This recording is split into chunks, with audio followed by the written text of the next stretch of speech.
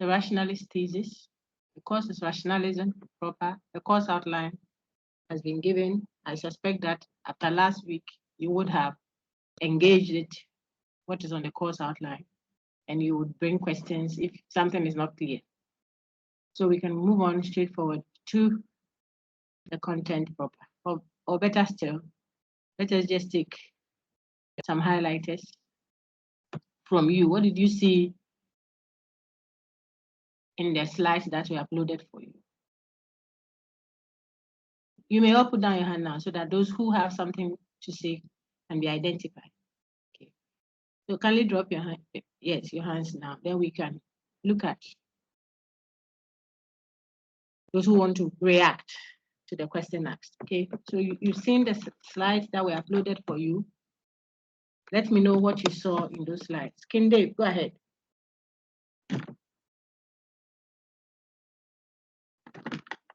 If not, Empiric.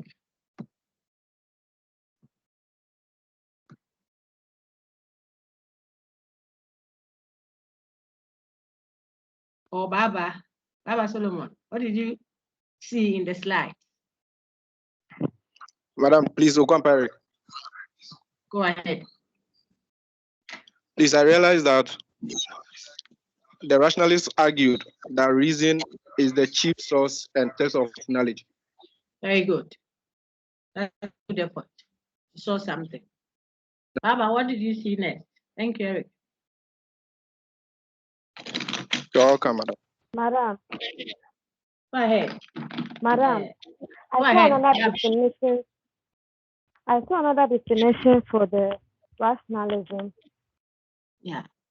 What was it? It's a methodology or theory in which the criterion of the truth is not sensory but intellectual and deductive. Hey, do you understand? No. Yes. Was it in my slides? Yes. Yes. Slide number what? Because then perhaps I didn't hear you clearly. Don't worry, we'll go through it. If you saw it, then we'll go through it. Let me hear. Okay. Thank you very much, my dear. Let me hear.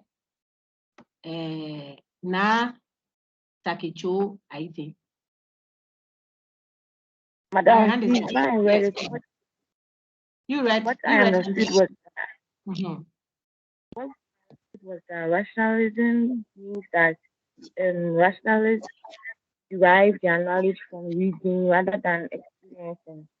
So their ultimate knowledge is a source of their ultimate reason is a source of knowledge and then test of its validity. Thank you. Let's engage. So on the screen, I want one of you to read. What do we want to do? What do we want to cover for our first topic and the second topic? Wherever we get to, of course. It's quite tense. This is epistemology, one of the branches of philosophy. Which branch of philosophy? What is the focus of epistemology? The branch of philosophy called epistemology. What does it focus on? Anybody? Madam, please, knowledge. Very good. So the question of knowledge, what knowledge itself is, how we come to know, and then how we justify our claims of knowledge. That's the focus of epistemology, the study of knowledge. Okay. So our course, rationalism, is an epistemological position. It's one of the responses given to the question of knowledge, which you know from level 100. I engage you together. Level 200 also, we met. We did problems of philosophy. Level 100 was philosophical questions. Then level 200, we engaged problems of philosophy. And we are in the third year together, rationalism. So I think that we are built on so much that you should be revising them because the course rationalism is based on those cores that you were supposed to have done in your levels 100 and 200. And so I'm saying that rationalism is one of the epistemological positions. Okay, in this presentation, our discussion, we want to do something. What do we want to do? So someone read for me quickly. I want a very active class. Otherwise, you go and prepare and come the next time. King Dave, dear, go ahead. Read what you see on the screen, please. mind task to engage you on the key themes of rationalism as an epistemological position. What clearly distinguishes a rationalist from an empiricist? What are the various ways of being rationalist? Very good. I suppose there will be more, but let's look at the two that we see now. So what we want to do, by the time we finish with our discussion this hour, the next 2 hours ahead of us, you should be able to clearly distinguish a rationalist from an empiricist in an unambiguous way. The emphasis is it should be clear. Maybe in level 100 we did, but it was a bit blurred, wasn't so clear. We could make do with a distinction like, oh, a woman has long hair and a man has short hair, sort of. It was so crude because that could not necessarily be a distinguishing factor between a man and a woman. But if you were teaching a child, someone who is now growing in a discipline, you introduce them slowly but steadily, okay? So in levels 100 and 200, we may have done some blunt distinction of rationalism from empiricism. This course will be a bit more detailed. We will make sure that the particular details are not overlooked because it is mainly rationalism. Field 307, look up there, that's it, that's the course. Field 307 up here. Rationalism only. There's no empiricism. We are not doing metaphysics. We're not doing, all that. So we are focusing on that. This means you should, after this course, you should be able to have a bit more detailed clarity of what makes a certain position a rationalist position and distinct from an empiricist position. It shouldn't be the old crude way of doing a quick clarification to help the understanding of it. Here you must be a master of it a little bit more. So there are certain particular details we will not overlook. That is the task of this presentation. When we finish and you are not able to do that, it means you haven't met the target. Please continue with the second one. Read it again so I can stress on that. Sir, please read it. Dave. Point 2. Yeah, thank you. What are the various ways of being rationalist? Exactly. So it is not enough to know what distinguishes one religion from the other. But the second bit is, within that very religion, what are the various versions, the various perspectives that define different sects within that religion? Okay. Now transfer that understanding to what we are doing. So it's not enough to know what distinguishes rationalism or a rationalist from an empiricist, but even to go further to look at the various ways that people can be rationalists. So person 1 may be rationalist for some reason, which person 2 doesn't share in, yet person 2 is also rationalist for another reason. So it means that rationalism may be as broad as you can think of. 2 people may carry the label being a rationalist, and yet their views may not even coincide. Now, on main campus, I made some examples that I felt helped the understanding, and I'll reference them all so that when you are reading, you are able to picture some things to help you grasp. Now, take Christianity versus Islam in Ghana. Okay, so we can have these 2 supposedly varied responses to the question of God and religion, what have you. Now, within just the Christendom, you have the Thursday group, those who think that Judeo and Friday, people on Saturday, the Adventists, there are people who think Sunday is the Lord's Day, there are those who wear earrings, those who don't wear, can go on and on and on and on. And they are all referencing the same Bible. Meanwhile, they vary so diametrically. Sometimes you might not even clearly locate them. There are some Christians that do the hijab, see, others don't. Some do not wear their slippers or shoes to the church auditorium, the building. Some do. Some don't wear what they call men's clothing if you were a woman. So if you have that picture, you see what I'm trying to portray here. People can be rationalists. People can be Christian, for example.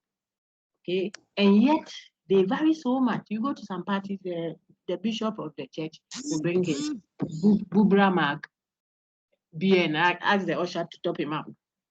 And there's nothing wrong with that. For that subgrouping of the bigger set. And so in this, our presentation, we want to make sure that when we give people the label rationalist, you don't think that they all subscribe to X, Y, or Z. Even if perhaps they do, could there be variations in what they describe as rationalism? All right. Any questions? Adley, do you have a question? All right, so let's get someone read the next thing on this.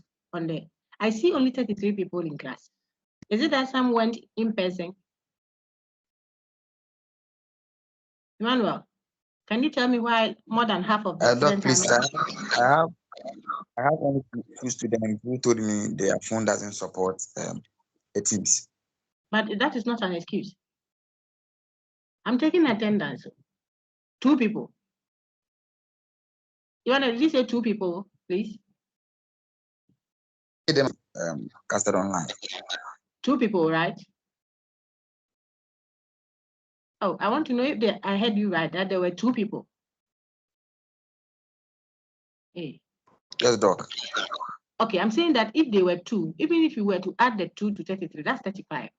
But the student registered on Sakai, that I have data on, are 78 or so. That's the other half of it. I mean, where is the other half of the class? Okay. Now, the claim that my gadget doesn't support X or Y is not an excuse. It's like saying that the pen I brought to the lecture hall doesn't write. You have to accept the concept. We are not insisting that everybody should, what is the thing, should have their own gadget. You can borrow, you can sit by a friend. You can come to campus and use it. You should search for the knowledge for yourself. Don't be so, it's somebody that should have done this, and because this thing didn't do this, that's complaining. You will lose out. And City Campus has insisted that we have some of the sessions online, some in person.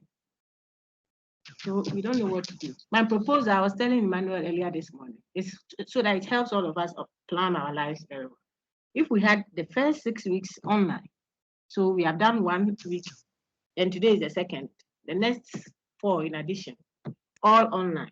Then after the first 6 weeks online, the next remaining weeks in person, I think we get ourselves all planned out better than this 1 week, this, and I almost forgot. Emmanuel helped me. I would have driven all the way. I was on my way to City Campus, because I know I have a class with you. That's what I'm thinking. Not to determine whether it is online today or on offsite tomorrow or whatever. So let us know. That is my proposal. We do our first 6 weeks online. That's the arrangement I have now, main campus. Excuse me, that was 200. So the first 6 weeks, we are online.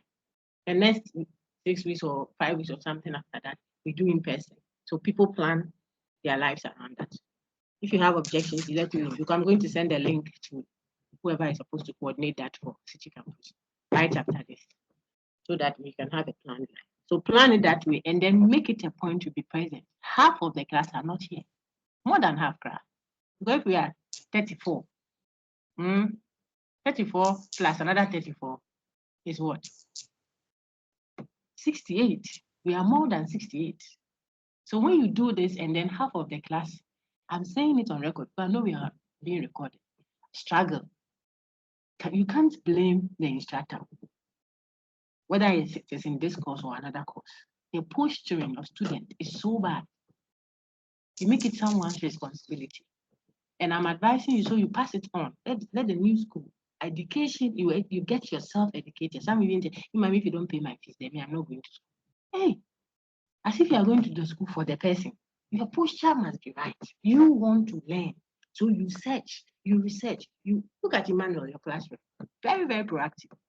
I wish for his sake alone, last week would have had a full lecture.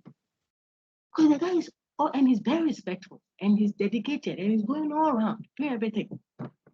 Some two are asleep. Right now, as I'm speaking, they are all relaxed there. All right, let's continue. So a word to the wise is enough. So we don't take the pushing of some to make it affect others. I always speak to students, my students especially, as if they were my younger sisters or brothers. Say, life, you make it. God is there to help everyone. is helping us, but you have to commit to things, otherwise don't do it at all. Okay, so tell your friends that this is your true answer. Online, you want to be true answer. Tell your friends with a lot of love and respect, but be sincere with them that if you do this, you won't do well. It's just a matter of a year. When graduation day is coming, they are struggling to see if we work 4 + 7 and this, will I cross the bar or I won't graduate. Now they're working. When others are relaxing. All right. Please read for me, sir. No, a hand just shut up. Then maybe I can take Vera. Okay, King David, Okay. thank you. Let's take Vera. Thank you so much. Vera, please read what you see on the screen. Hello. Hello. What is rationalism? So read, please. What Or is you had a question? rationalism? Ah, In philosophy, rationalism is the epistemological view that regards reason as the chief source and test of knowledge. very good. See, take note of the keywords. This is a takeoff. I told you we'll take our time and open it out in some detail. So we are taking off, building on it slowly. If I asked you what is rationalism, then you remember that it's an epistemological view, first of all, and you remember what epistemology is. We have revised that again. And that view regards reason as the chief source, a source. So when we are talking about the source of knowledge, source means where it originates from. If I'm a rationalist, then I'll think reason. What's another name for reason? If we wanted to reference the source, if we don't say reason, what else could we say? Benedetta. Sorry, please. And I'm saying that if you don't want to say the source of knowledge is reason, you could have replaced reason with what? The source of knowledge is what? To be a rationalist, what would you say? If the rationalist doesn't say the source of knowledge is reason, which other term can be used to replace reason as the source of knowledge and still be rationalist? You get my question?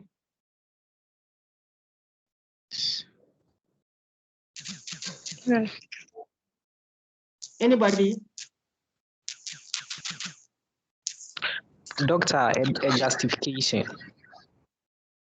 Okay, justification is fine, but it's not a source. You get Okay. me?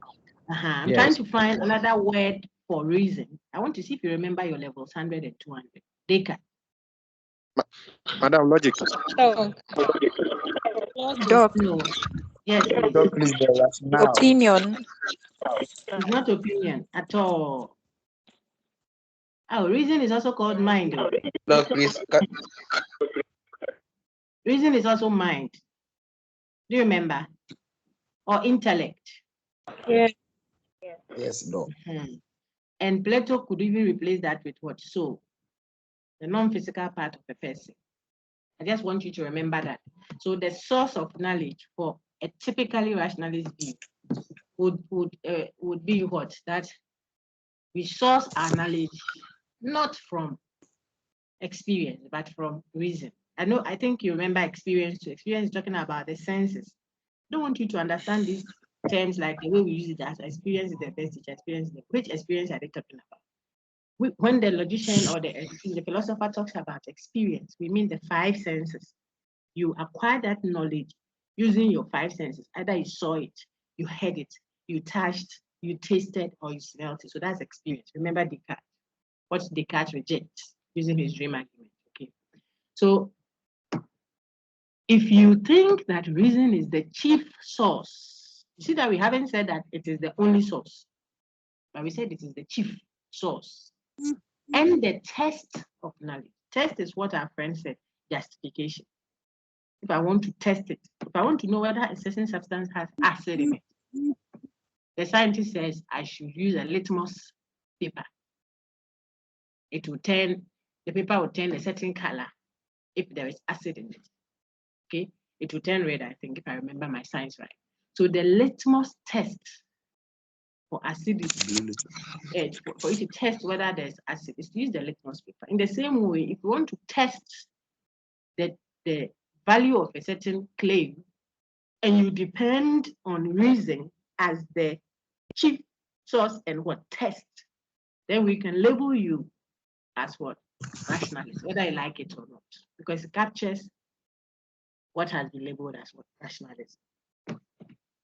I think that is clear. The next one, continue for me. Let's get someone else. Benedicta, go ahead. Benedicta, are you with Eric? You are sharing the same, or are you siblings? Benedicta and Kama? No, Are you please. siblings? Oh, okay. No, Just please. barely. You, Mati. Please read for me. Read what is on the screen. 2. That is, any view that appeals to reason as a source of knowledge or justification. Okay, so it's a further explanation. What we said in point 1 is what we have explained. We are saying that is, if you appeal to reason as a source of your knowledge or of justification, then we can label you as a rationalist. Thank you very much, Benedicta. Eunice, read the third one, please. A methodology or theory is the criterion of the truth is not sensory but intellectual and deductive. Very good. So when we are our criterion, you see, I want you to take note of the words test, justification, source, criteria. In some of the texts, you see warrant or warranty, okay, guarantee. All these are showing what we depend on. So the source of it, the test for it, that knowledge. How do you test it for veracity? If you get a typically rationalist person, it means he or she might not be happy with the pictures that you are showing, that the man and the woman had something to. You say, well, I see all of those, but so what? You see, so the test for the certainty of knowledge, the guarantee, the justification of claims that we make. When we say, I know her, she's so and so, or this E-levy will not be so and so. How do you justify that claim? Justification. It's a very key thing. And so for the rationalist, to justify, to test, to develop a criterion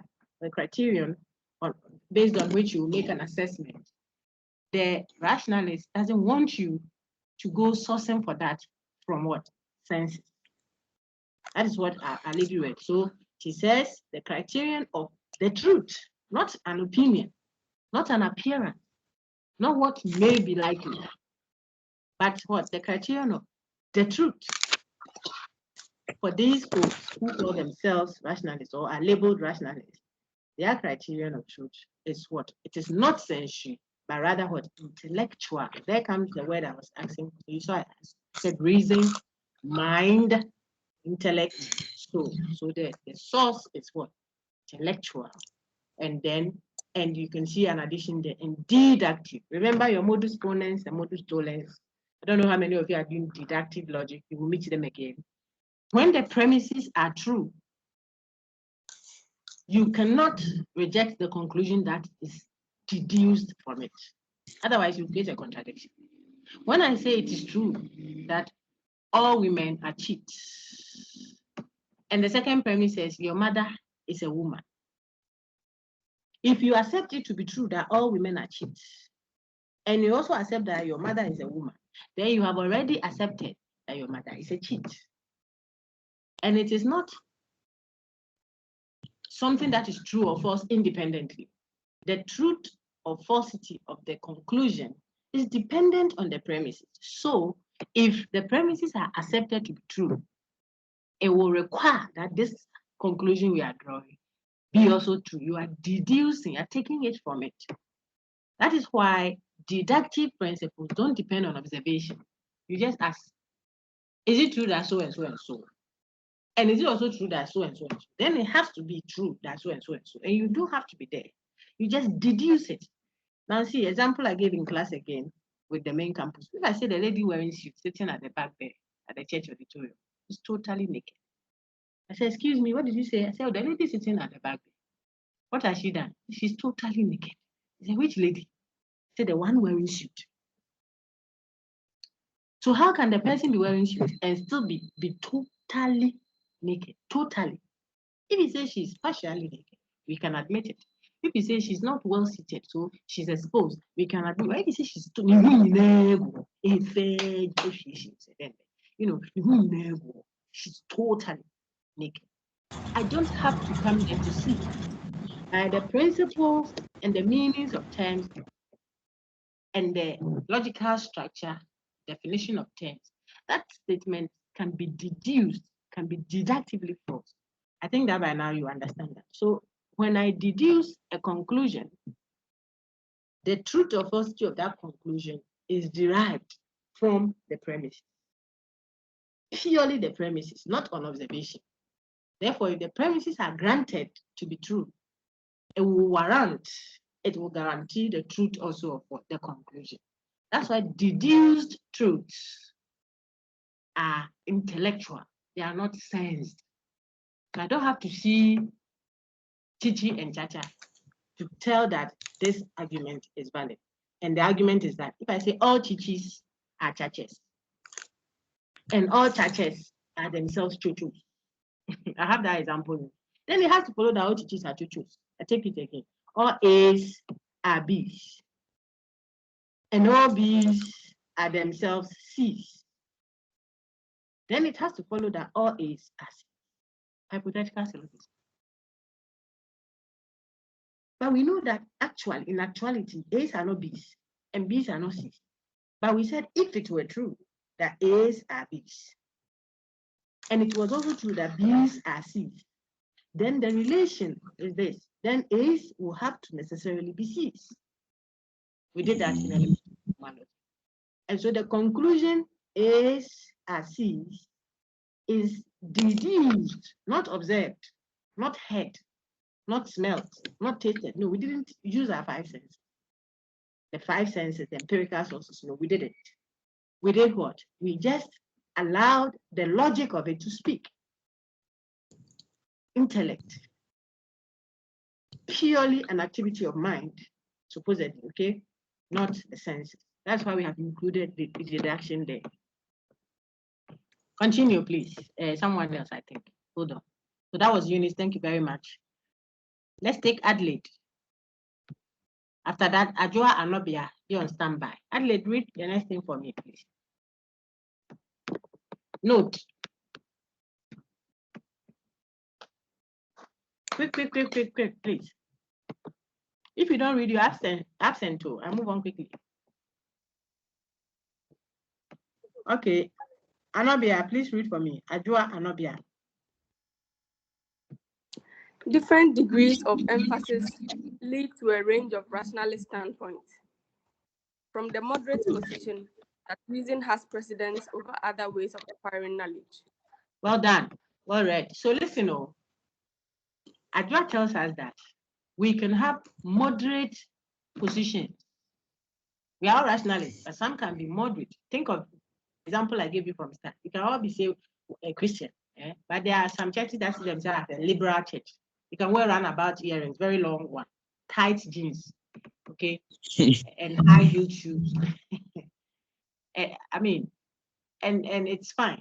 It means Christ is cheap, sort of. You know, you go for parties there. I mean, that drinks, hard liquor, what have you. Just that people should be careful not to go to the extreme and all that.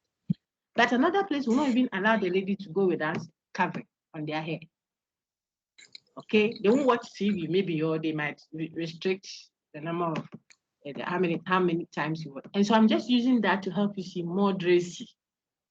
How some carry themselves as rationalists and yet they are moderate. So what makes a rationalist view a moderate one? Akio Anobia says, when the person holds on to what we have presented earlier, but he or she doesn't necessarily say the only source of knowledge is reason. The person only says reason has precedence, mastery over the other sources, if there are. If there are, okay? So reason has precedence over the other source. Please read the next one, and I will read it for us. To the extreme position that reason is the unique path to knowledge.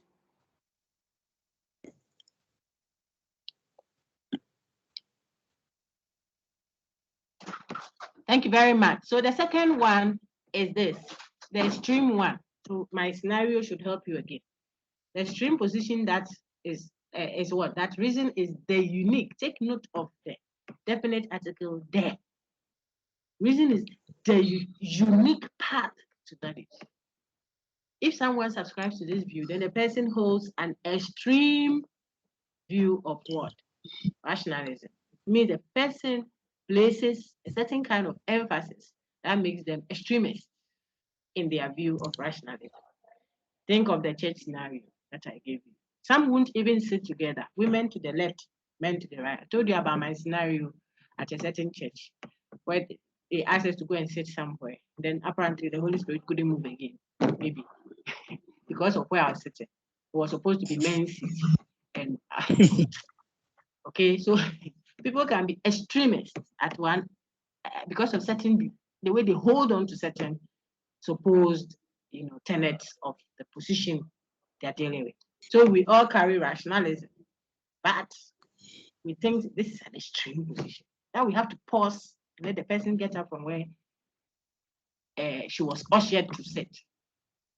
That place is for men in this time of and in this day and age. Okay, but that is it. Yet they all bear the same label, generic label, and they all reference the same text, but their emphasis makes them distinct, even though they belong to one set. I'll ask you to give an account.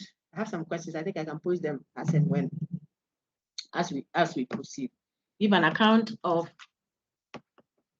an extremist view or a view of rationalism that can be considered what? Extreme, and why? Citing specific, rationalists and perhaps giving illustrations to show. Then you are able to do that. Moderacy just says reason has precedence. It means if I have to choose a justification, a source, a warranty, a criterion between a sensory source, experience, and the intellectual source, reason, I would give priority to reason, to that which is not seen. If I have to determine whether, say, the lady I'm going to engage or the guy I want to admit into my life is worth the sword, what will I place emphasis on? Is it the cheekbone and its positioning, the skin? What if the person grows up? Is it the way the bombs are up there? It will fall after your first happy, child. It will fall, Brian. So if it's just that one that you are looking at, then after the third and fourth child, once you do the naming ceremony, remember you are doing the dying ceremony of some standing mountain. I went to the west. Now, so what will you look at to determine it's good your microphones are off so you can laugh here, whether to determine if this is a valuable option of a wife or husband? What will you use as your justification? Is that practical? If you're just looking at abstraction, you won't see the point. Which is important as a nation? Which ones are the essential? How do we determine that? Observation or reasoning, intellect? Okay, very good. Another reader now. I can take Christabel. Christabel, go ahead. After that, Flora, be on standby.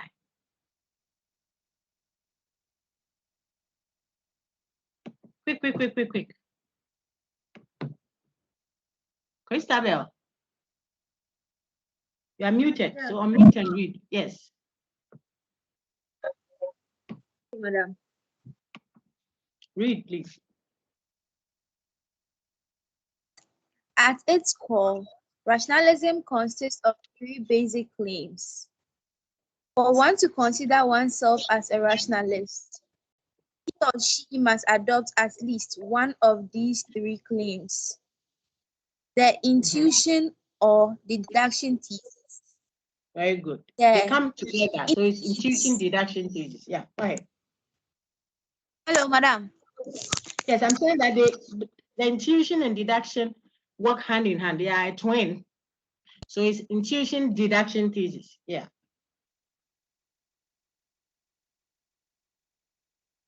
Do you get me?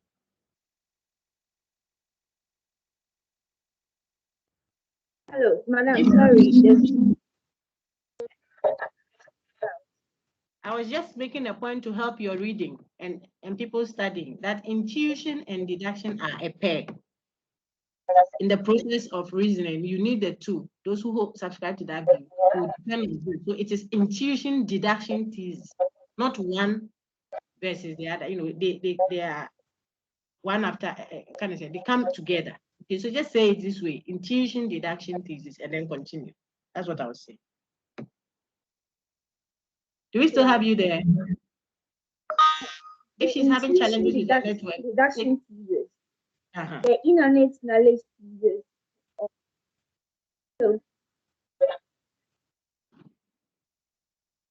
It is innate knowledge. I think that we have a network challenge. Let's take, thank you very much. Let's take Edith. Edith, I thought someone else forgot it. Edith, go ahead. Hello. Continue from where she left. Yeah.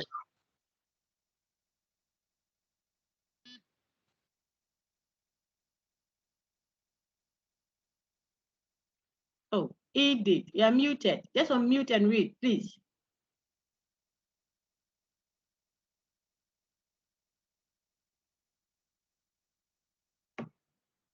Emmanuel, read for me. Eh? They are all absent too. Let them understand that. Let Emmanuel read. Madam, Emmanuel, read. The innate knowledge thesis or the innate concept thesis. Very good. Now finish that last part, then I'll explain them to you quickly. May also adopt either the indispensability of reason thesis, or the superiority of reason. Okay. So let me explain. This slide now, like I told you, we are opening out the rationalist view in some detail. So I give you a different aspect. What we want to tell you on this slide is that if you say you are rationalist, then you should have at least one of these three claims. You should subscribe to it. You should adopt it. It's a view you will subscribe to. Which view? At least one. At least one means you may have all the three, or you may just have one, or you may have two. But you cannot say you are rationalist and you don't uphold any of these views. Okay. So as soon as we start interrogating specific authors, perhaps in the next 2 weeks or so, we'll look at Descartes, we'll look at Plato. You will go and do a reading of their text and come and show us what makes them rationalist if you think they are. You can tease their doctrines out and show portions of it that make them rationalist. And you will tell us why you think those portions make them rationalist. What does it suggest? Maybe because of what Plato believes in, it makes him an intuitionist or a deductionist or innate knowledge thesis holder, something like that. You do the same for Descartes. We'll consider the others, the Kant, etc., etc. Okay, so these main three views up there, the intuition deduction thesis, the innate knowledge thesis, or the innate concept thesis, should be subscribed to. At least one of them should be subscribed to qualify someone as what a rationalist. However, in addition to that, you may, it means it's not a requirement. What is coming next is not a requirement to qualify you as rationalist. So someone may not subscribe to what we are going to read next, okay? And yet we will consider that person rationalist because they have the fundamental. And so you may also either adopt what? The indispensability of reason thesis. When you say reason is indispensable, it means you are saying that without reason, knowledge cannot be acquired. Not all rationalists will accept this. They might say, oh, we acquire some knowledge through experience. It doesn't have to necessarily be reason. Okay. So that person would say, Okay, so reason is indispensable. That claim is not necessarily a claim that a rationalist must have. Then the other one is superiority of reason. Okay, superiority of reason. That is where, not that you say it has precedence over it, but you say it is superior to it. You see, when you say it's superior, you give it an endorsement of a kind that it is the boss and another one is the secretary. That's not the same as saying reason has precedence. I could give the younger person priority. It doesn't mean I say the younger person is superior to the older person. Okay, so superiority is a judgment. Priority perhaps is because you prefer this one to the other. So you make one have precedence over the other. And so you do not need to necessarily make claims of superiority of reason before you can qualify to be labeled as rationalist. All right, very good. I'm sure you can do all my exercises now when I give them to you. I see 2 hands up. Is there a question?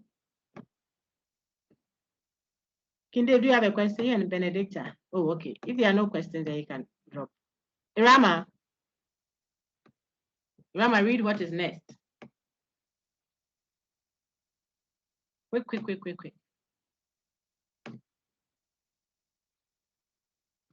Is Irama there? If Irama is not there, let's get Esther Ameyausu. Esther, please read. And Irama, read, please. This thesis concerns how we become warranted in believing some propositions in a particular subject area, knowable by us by intuition alone.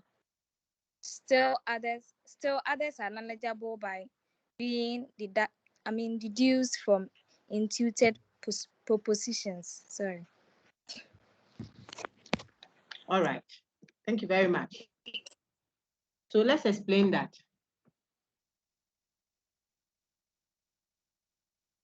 The intuition deduction thesis.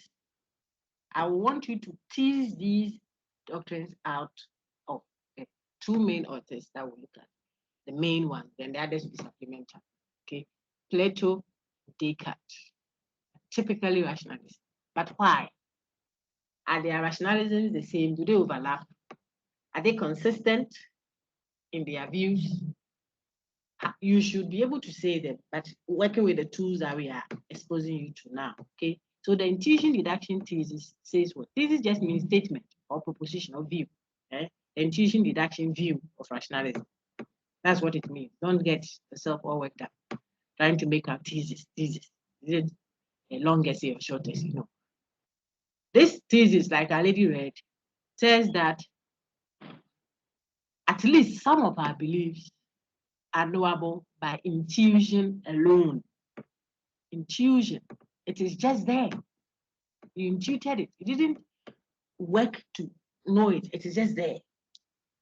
Intuition. Which of the 2 names I've mentioned do you think will fall within this category? Put up your hand if you know. Who just says, I just know it. This one, this particular, I just know. Intuition deduction. We'll be going ahead of ourselves, but it's worth it because we have engaged at the lower levels on them. Madam, who would that be? Yes, please. Kwamba. Who 1 plus 1 yeah. is 2.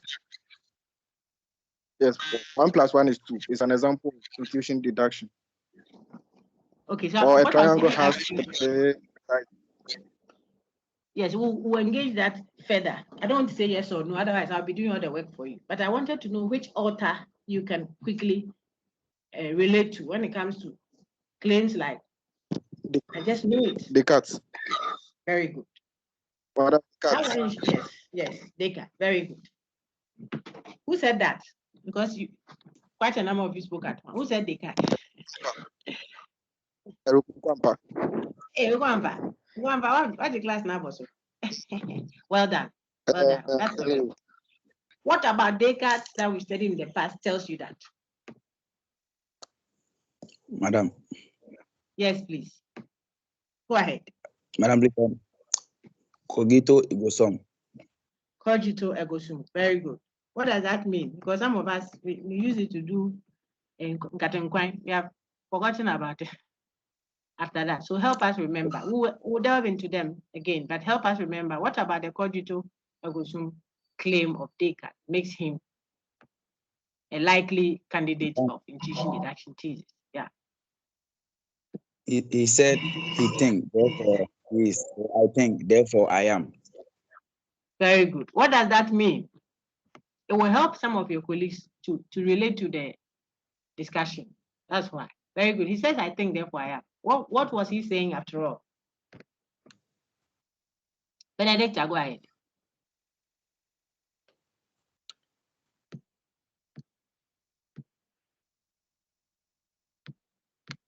Oh, Benedicta, your hand was up. Oh. That's why I called you. Anybody, Rhoda? How did Descartes arrive at, I think, therefore I am?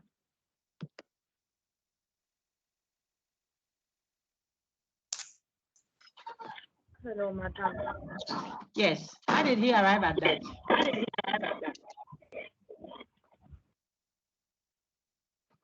Madam, please, I can't really remember how. Hey, Auntie Ajua, you can't remember. I'm in a class. You can't remember how Descartes. Who can remember how Descartes? Hey, philosophy level 300. Anybody? There's a hand up. Let's take the person. That's why I'm hesitating to be just saying things and saying things because I feel that I'll not help you if I do that. I'll presume you know. You have to remember. Then we build on it so that where you can remember, you make a note of it and go and engage. This is your third year. So the assumption is that you have some core areas that you've captured in levels 100 and 200 before you get to level 300. So level 300 builds on 100 and 200. It doesn't redo those levels. Okay, Frank, help us. How did Descartes arrive at, I think, therefore I am? Doc, please, he said that the only thing he cannot doubt is his existence. And before he can know his existence, you need to think of it. So therefore, I think, therefore I am. Well done. Well done. That's very good. Now, I ask the class again. Someone else. Why can't Descartes doubt his own existence? But he can doubt every other thing. When he was trying to establish the indubitable truth, you will engage them again. But this time, when you read Descartes, the focus will be to tease out his rationalism proper. So we'll read him in connection with what? Rationalism. The thesis of rationalism. So now I want to know why he thinks that his own existence he cannot doubt.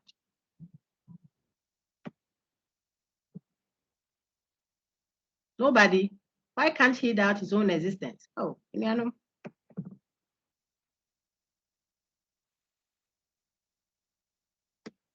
You do it, oh, if you don't respond. I'll include it. Frank, you have answered already. I want someone else to do that. Thank you. Then we'll pause and you go and do an assignment. Then we'll come back into the class. Submit on Sakai. Timed one. 5 minutes. Okay. Why can't he doubt his own existence? Oh.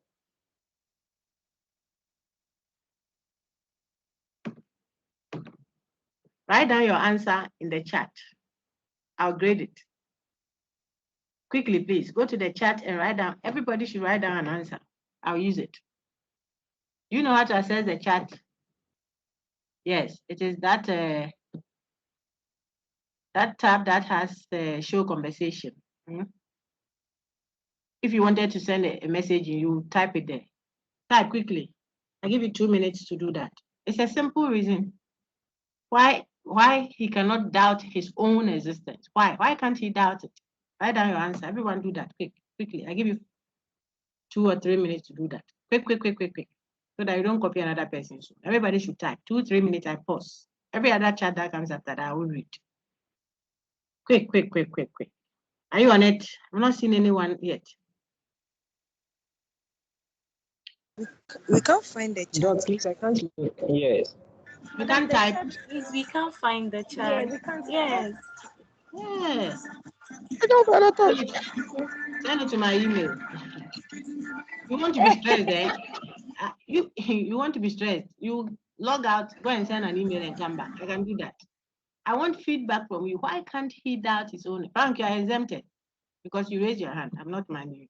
So if there's a mark, you have to end it automatically. Why can't he doubt his own existence? I taught you that thing. So I'm not happy that more than 30-something students can't remember. How did you get your A's and your B classes then? I'm Descartes. I have argued the cogito ergo sum. I think, therefore I am.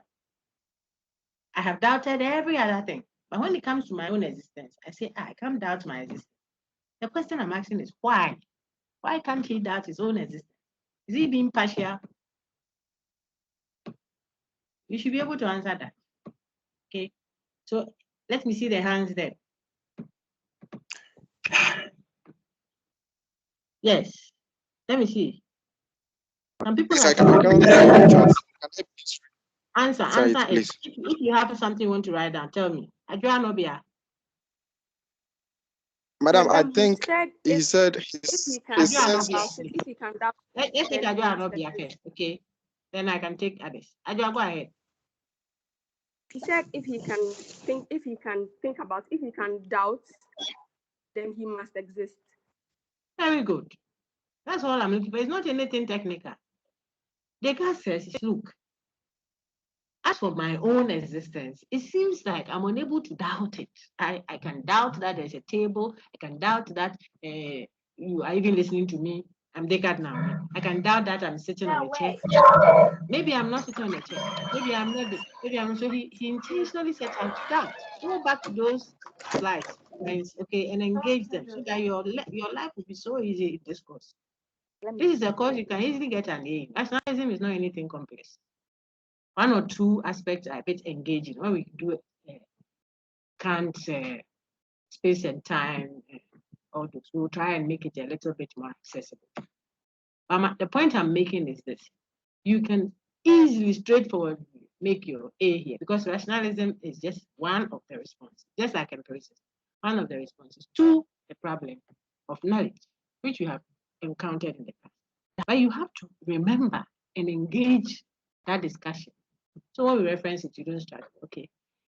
Descartes says, as for my own existence, it looks like I'm unable to doubt it.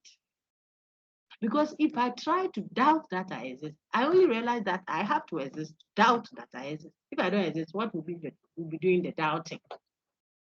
So to doubt that I exist, I have to exist to doubt. That's knowledge of my existence. It's just there. It's an intuitive truth. That's what I'm taking you to, according to Descartes. I just know. I don't do anything about it.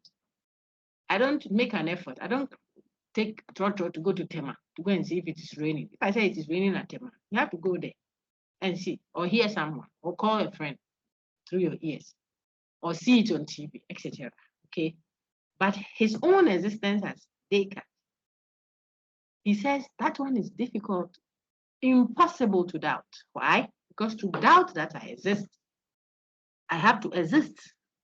That's what Adjo Anobia said, and the rest of you, I'm sure, knew it, but maybe you didn't expect that was what I had to exist to doubt that. So I just know that I exist. Why? Anytime I'm thinking that I don't exist, it is itself what? An evidence that I exist. That was the point. Okay. Now that's an instance of what? An intuited truth, according to Descartes. I just intuited. It is just there. I just know. I don't know how I got to know. I don't question who said it to me or what, but I just know that I exist. Because if I try to doubt that I exist, when he was doing his indubitable, systematic doubting, trying to find indubitable truth, okay, he just comes to this knowledge. So it is an intuited truth. I've said that over and over again, different ways. Now, a person who holds on to or subscribes to such a knowledge can be described as what? Rationalist. Because then it wasn't sourced from experience. He just knows it. It's just there in the mind, intellect. Remember, he had already doubted the physical body. Please read the second part. Emmanuel, I think you were reading for us. Maybe it's not you. I know it was a lady. Please finish. Still others are.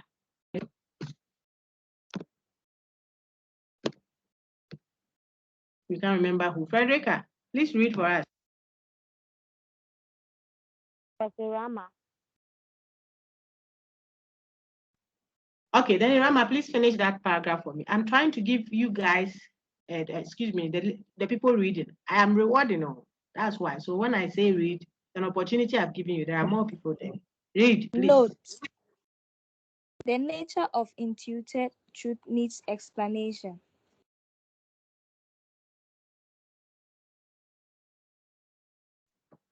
Very good. I have already explained the deduced truth, so we shouldn't bother ourselves to go through that. If I intuit something, then based on what I've intuited, which is just there, doesn't need evidence. I mean, it's a self-evident truth. It doesn't need a warrant. Before I can doubt that I exist, I have to exist. If I don't exist, how will I doubt that I exist? So it's just there. It doesn't mean it's a self-evident truth that is just there. Now that becomes the foundation for someone. And then he or she deduces, I've explained deduction, the relation between deduction. The other one is taken from it. There is an instance that says, look, everything that happens should have been caused. How would something happen if it wasn't caused? If something didn't bring it about? See, whatever happens should have someone who brought it about, something that brought it about. So everything has an origin, an originator. That's what you see written technically. Everything, every event must have a cause, the principle of causality. One of the very sensitive notions or concepts in philosophy, cause. Now, if we assume that this is the case, if it were true that everything that happened must have been caused, whether intentionally or unintentionally, it was caused. Something brought it about. So the slap the lady got on her cheek came from the brother as a result of the dirty language the lady used on him. Someone too is not what you did, but maybe in the morning you didn't get a good start, so he's already angry. The trotro driver and the passenger that were almost beating themselves up. That happens as a result of something. When you put a seed in the soil, before long you pluck a fruit. Everything that happens must have been caused. Now, if that is so, see the principle, then there is a world that has happened. It exists. It must have been caused. See? Then, whatever you believe is the ultimate cause of the world, you can give it a label and give him or her or it, whatever conception you have. Then you say, okay, so perhaps that's what Christians call God. Some people call Allah, someone call Mao, Nyame, whatever. This argument is not even religious. It's a deduction. And one of the arguments about one of the authors, I'm trying not to tell you everything. Descartes, for example, makes 6 arguments in defense of one of the cosmological, Thomas Aquinas, what have you, they are all arguing. You take the argument even out of the philosophical, the religious context, and just argue logically. Something exists, something is. It must have been caused, the principle of causality. If it must have been caused, then there has to be a brain, an origin, a mind. It's by deduction. So if someone is arguing that way, the person could be labeled rationalist. Now, look at another way of reasoning. If there is happiness, will happiness make sense without an opposing view of what sadness? What does it mean to be sweet if there is no notion of bitter? Bitter, eh?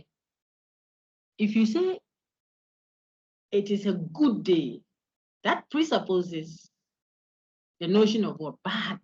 If there is no bad, it doesn't make sense to talk good. Good is the opposite, the contrast of what bad. So if I say I had a good day, it already suggests that there is an understanding of what bad day. Beautiful makes sense only if the notion of ugly is also there. If you don't assume ugly, when you say something is beautiful, it is empty. All right. So by this contrast, if there is an evil demon that could deceive Descartes, remember his argument, you have to engage it again for your own rationalism. If there's an evil demon that could deceive Descartes to thinking that 2 + 3 = 5, and that's rather 2 + 3 should have been 7. If there's such an evil demon, what he used to prove his a priori truth, if that is the case, then there has to be what? A good superpower. Otherwise, it doesn't make sense to talk of an evil deceiver. Evil deceiver makes sense deductively only if we can conceptualize what? What's the opposite of good or benevolent? The opposite of deceive is what? The one who doesn't deceive, perfection. That is one of the arguments, purely deductive, according to our friend Descartes, that he is using to make a case for an all-knowing, all-powerful, all-benevolent, all the labels we give to God, okay, being who contrasts the evil demon argument. Now, I'm saying all of this to show you that the person builds an argument from an imputed truth and arrives at what? A deduced truth. Without observing, you don't need to, for Descartes, you don't need to go and see heaven and see there's an old grandpa bearded sitting in some chair there to now come and say, I verified by experience that God exists. By pure intellectual, like mind, intellect, soul, I gave you all the various versions of the non-physical, which is what reason stands for. Whether by your soul reflection or mind or intellect or what have you, you are able to come to the certainty of some truth. That is what makes him rational. He's not saying that the senses doesn't tell you anything. That when you are thirsty and want to drink water, you should go and drink the perfect form of water. Now I've launched into what? Plato. Plato says everything physical is not real. Remember level 100. The world of form, the world of appearance. Okay? So if Plato is thirsty, will he, and he wants to drink real water? Why? He will die before he drinks water. He will take the appearance of water, the physical one that can change, that you can boil, and it will dissipate into what? Water. Dissipate into water. Okay? It can change to blood. Why? Because the physical water is not perfect. Remember, it's an appearance. Ever-changing, destructible, restricted to space and time. If the water in your bottle is on your table there, it can't be at the marketplace near your mother too. No. It is restricted by space and time. But your mind can be in my office here and also be with your chachiko in his room. You can be thinking of and checking your rice inside the rice cooker, whether it's burning. Yeah, I forgot to remove the things from the lines. Your mind can go there and come. It can't be restricted by space and time. I've told your friends they're level 200. I tell them the things I told you those times. You can restrict the physical body of a person. I can put you in prison and lock the door. Don't go anywhere. I've arrested you. By your mind, I can't arrest. It can go, explore, reflect, and marry and give birth to twins while sitting in front of the person. So what? So Plato's idea of reality, which he was stressing, which you must revise because I think that folks have forgotten.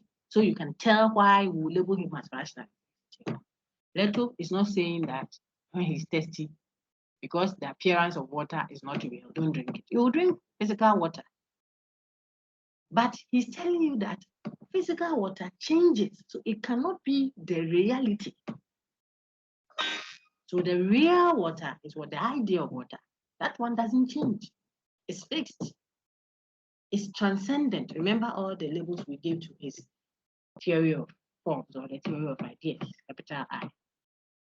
And let's see where we place him there. So in summary, our screen here tells us there are certain truths that we only deduce from the ones that we intuited.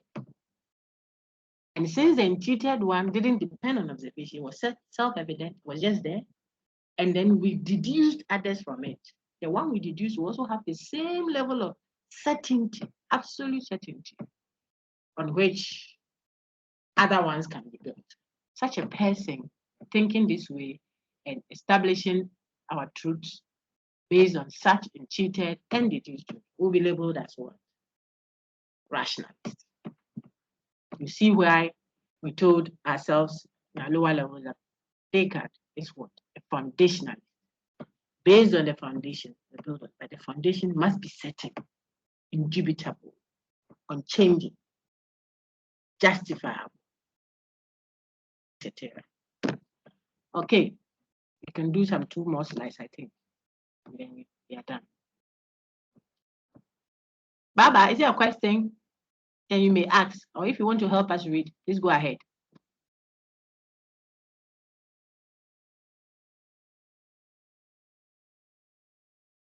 Intuited proposition to be true. Deduction is a process of deriving valid conclusion from intuited premises. Recall validity. If premises are true, then conclusion must necessarily be true also. Otherwise, contradiction. Thank you very much.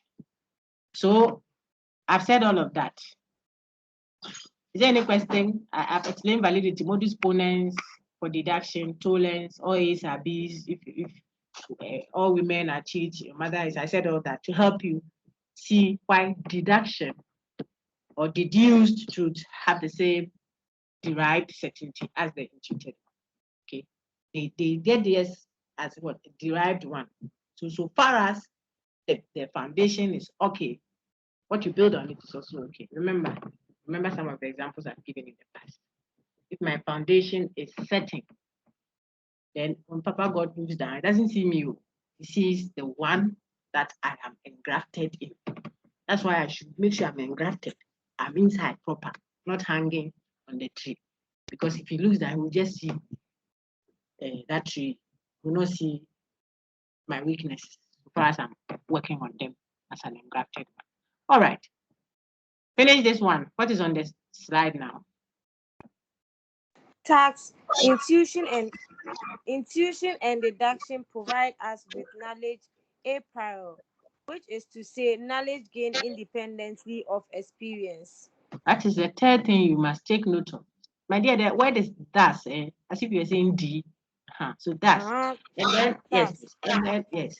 And then we have a colleague here who speaks some Latin. He says the a priori should be pronounced a priori. So just so we know, but we'll manage with what we'll manage with what we can say because we are not Latin folks. A priori. A priori truth. Remember, I just referenced Descartes' discussion of what the evil demon. Why he needed to bring in the evil demon. First, we saw that he doubted sensory knowledge, the close and obvious ones, like the fact that there's a laptop in front of me, so close. Why should I doubt?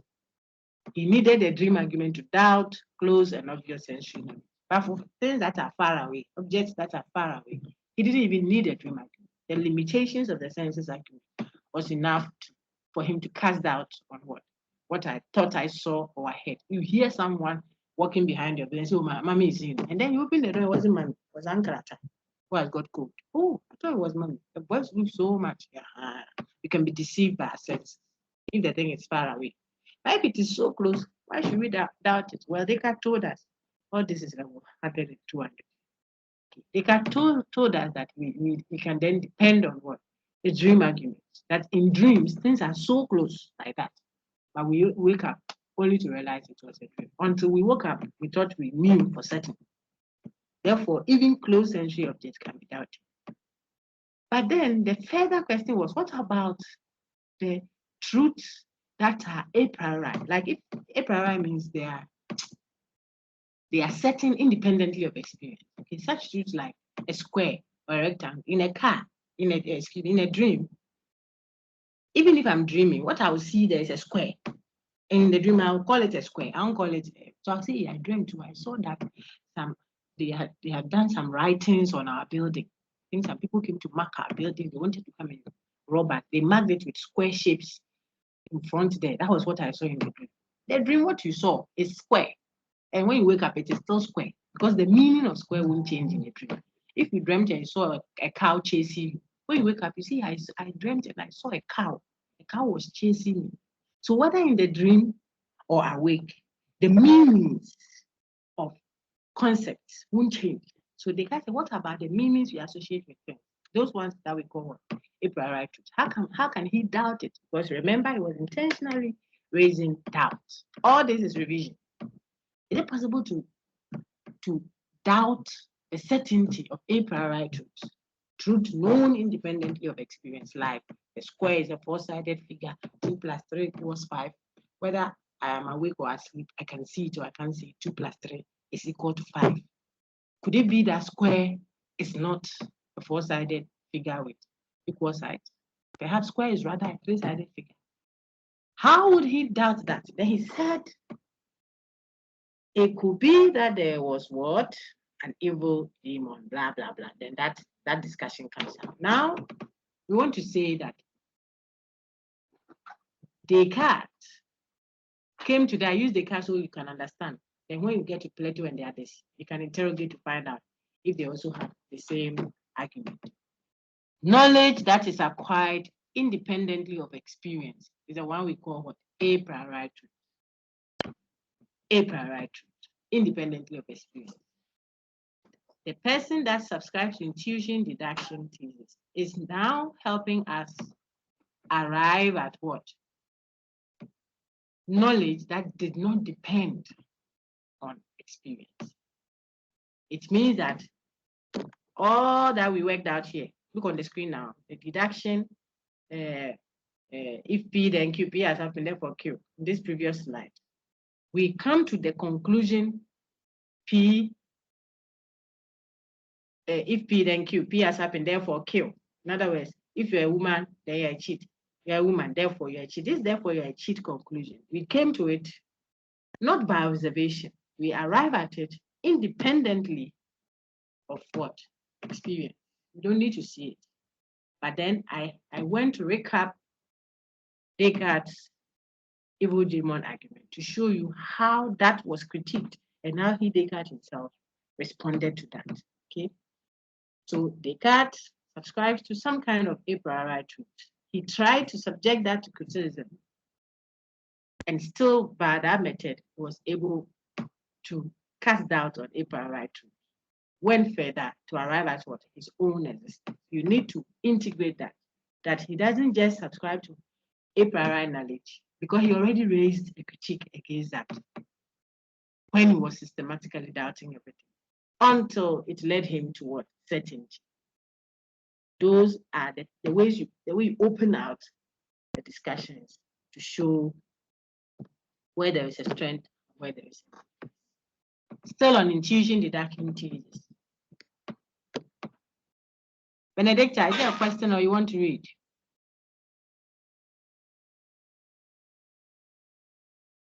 Benedicta, is there a question or you want to read? I want to read. Thank you. Go ahead. Please, I want to read. Truth knowable by intuition or deduction. Some rationalists take mathematics to be knowable by intuition, deduction.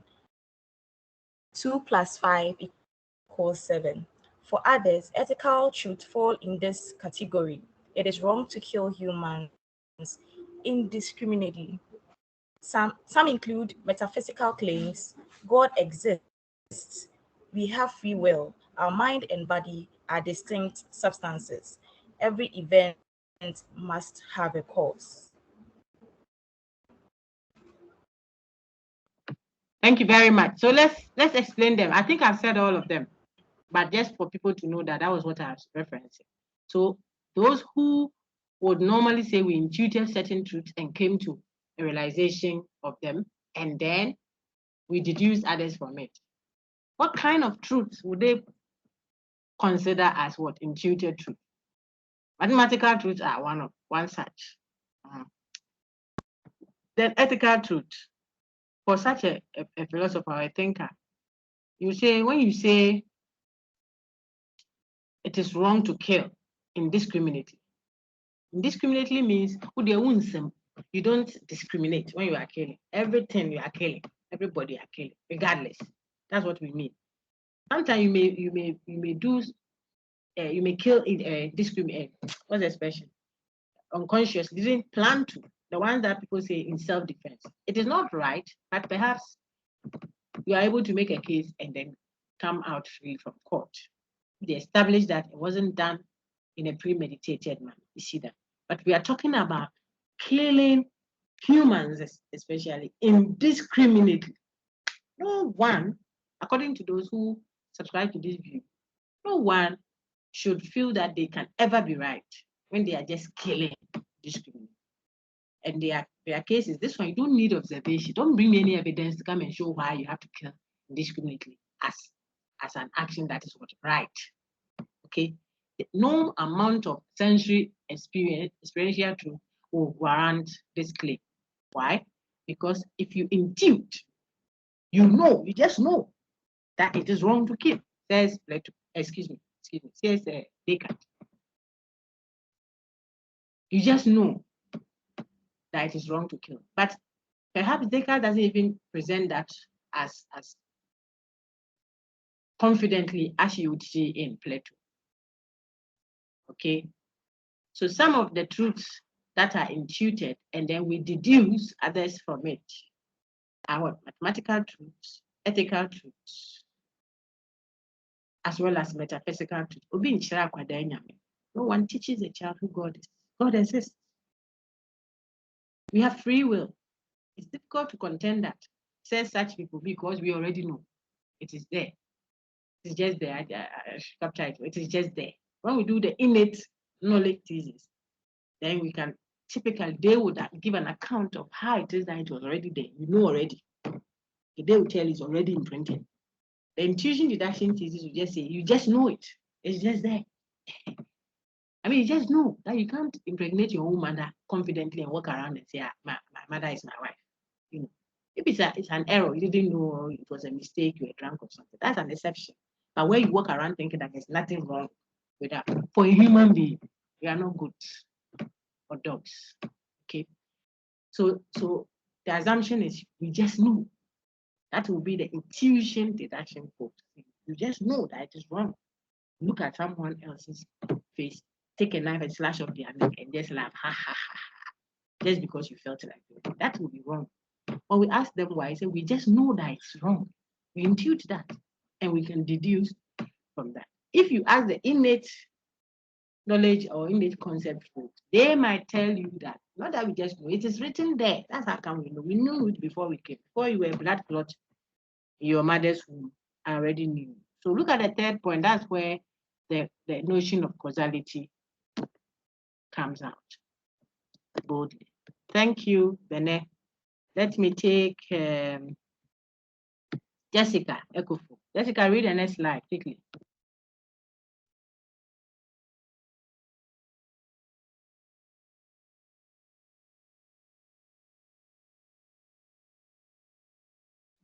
Oh, Jessica, read there. Kayla, Nana Atu. Nana Atu, read. Kayla.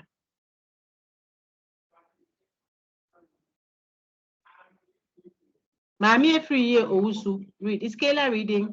If not, Mami free year Owusu, read. Hey, where are they? Mary Kumsen.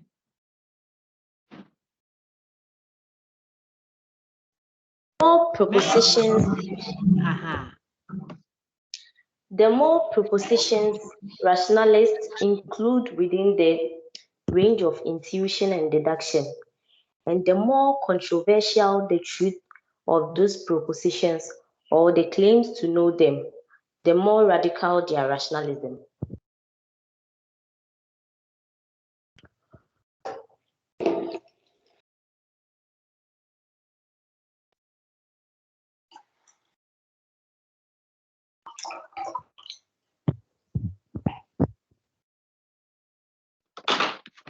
Thank you very much. So we want to know how radical, how pronounced a view is. Then we will look at some of these things that are little read. If you have so many propositions, not just one or two that you think are intuited, but you think that almost every truth we know is intuited, we will say, what kind of radical rationalism is that? As an intuited, as an intuition deduction thesis rationalist. We would say that, oh, even if you be a rationalist, there's some one or two truths that you think that is known by intuition. But if you say, oh, it's not just one or two of them, like we have highlighted in our previous slide, but about 30 truths, they are all intuited. You will say, then you ask for your own, it's quite radical, the rationalism. Okay. Then not just the number, but how controversial they are. When we ask you, how do we know that it is wrong to kill indiscriminately? You tell me, we just know. How do we just know? Then we will say that you hold a very radical view of what? Rationalism. Which one? The intuition deduction. Take note of it. Next one. Henry Ado, please read for me.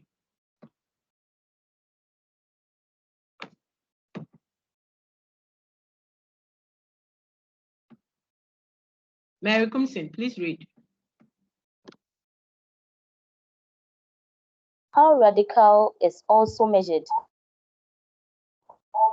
How the rationalist understands warrant, justification.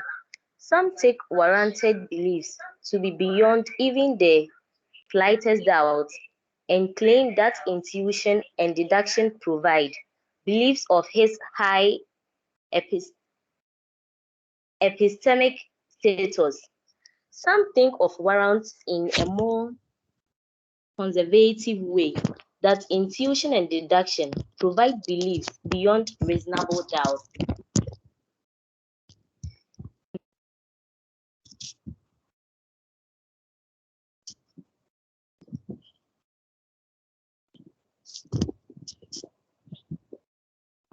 Very good. So it means that if I say that some truths are not, the truth that we consider to be what? The truth that we consider to be intuited or deduced, the specific ones. If we say that they cannot be doubted just because we intuited it, there's no doubt about my own existence as Descartes because I intuited it. I'm just giving that example. No doubt whatsoever. Then it will make my position a bit radical, rationalist. Okay. But if I say it is beyond reasonable doubt, then it's not as radical as the one that says what I intuited to be true has no doubt whatsoever about it. That is the point that our lady read. Radicalism continue. Someone read. I'll ask you everything we have discussed this morning. I'll ask you when I capture the question. You'll see. I'll ask you right now. Okay, using some practical examples to help us, but all in due course. I will not rush it. Just that I don't want you to take it that, oh, this one it won't come, or this one. What makes a rationalist view? How radical is Plato's rationalism? With practical illustration. Defend your response. I can ask you that. Okay. Why you would consider, say, Plato or Descartes or Kant, someone as rationalist? Do you think he's rationalist? Is his view a typically rationalist view? How radical is it? Explain. Giving practical examples and situating your discussion in practicality. You should be able to answer that. Okay. All right. Let's get someone to read for me now. Rosalind, thank you very much. Read.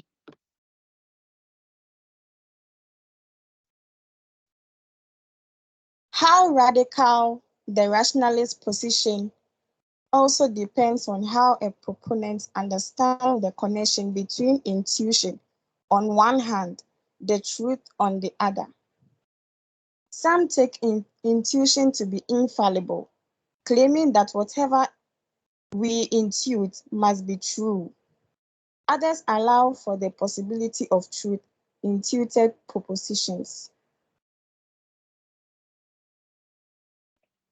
Very good. Let's explain. Let's explain that. So for some, whatever we intuit must be true, infallible. That's the point I made earlier. So because I intuited it, it couldn't be false. If you hold that, then you are very radical. And then some also think that the connection between what is intuited and the truth are worlds apart. So you may intuit something which could possibly be false. Depends on whose notion of intuition you are using, okay?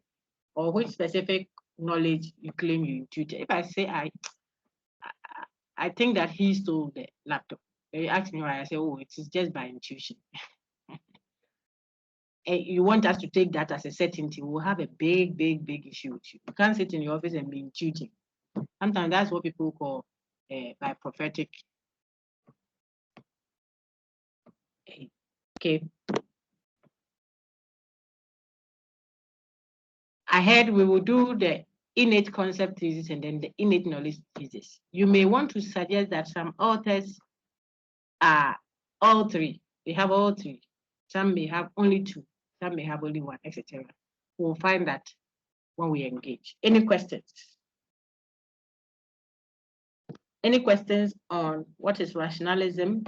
The rationalists we have engaged, or not engaged, touched on, the methods, the thesis that makes someone rationalist, and then some knowledge that is captured as what? Intuition, deduction, or knowledge that is intuited or known by deduction. Any questions? Please raise your hand if you have a question. Rhoda, ask your question. Madam, please, I was trying to answer the question you asked, but my connection. Oh, but someone else answered. Okay.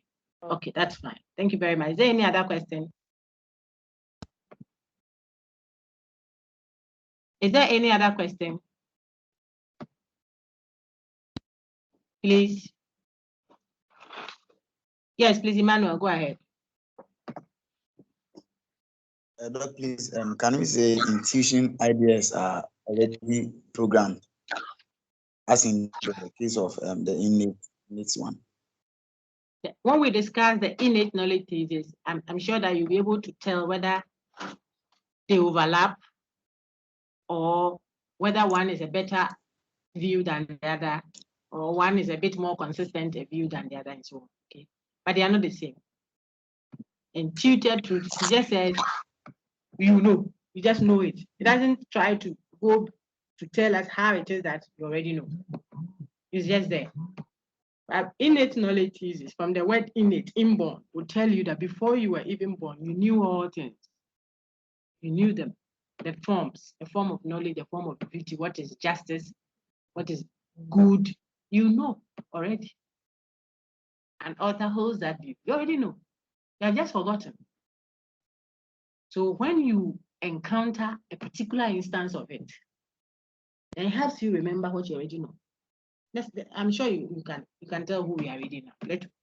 So go and engage their content. It's listed on our thing. We'll take our time and go through it.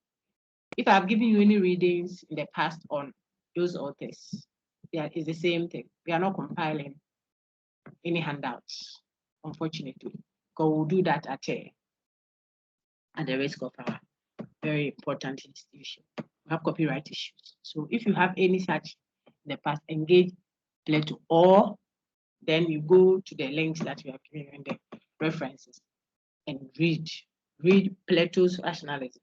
Questions that matter makes it very simplified, so you won't struggle too much. Read Descartes, his meditation, the versions I gave you in the past help you to easily tease out what is rationalism is, whether that rationalist view he has is based on the intuition deduction thesis, or is based on innate knowledge thesis, or is rather based on innate concept thesis. Then we can start interrogating from there. Thank you, Emmanuel. Can we? Welcome. Yes, can we end our session now so we can go to Zakai?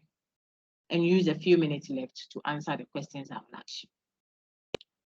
It is still my time until 12. I'll see you online, God willing, next week. We'll do that for our first 6 weeks together. And then the subsequent weeks, we will come in person. So you want to send that across to your Doc, colleagues. next week is face to face. I'm sorry, please. Next week is what? It's face to face. Would you come to the class late, please? Did you come to the class late, please? No, please. When we started, I told you that this alternation of in and out will not help any one of us.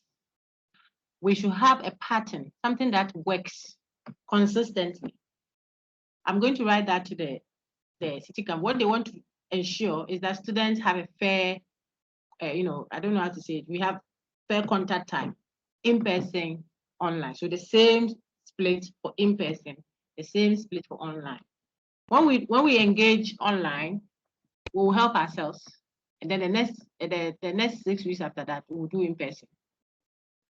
What will go wrong? Let me know quickly. Benedicta, your hand is up. Yes, madam, please, your question. Is it related to our online in person? No, please. Oh, okay, go ahead. I'll come back to you, my friend. Please, am I right to believe that through the study of rationalism, I'll be able to answer some of the challenging questions about life? You will. Some Philosophy challenging generally. questions. Yes, philosophy generally, not even rationalism alone, but philosophy generally. I mean, that is what the whole course is trying to do, problems of existence, yeah. Oh, okay, thank you.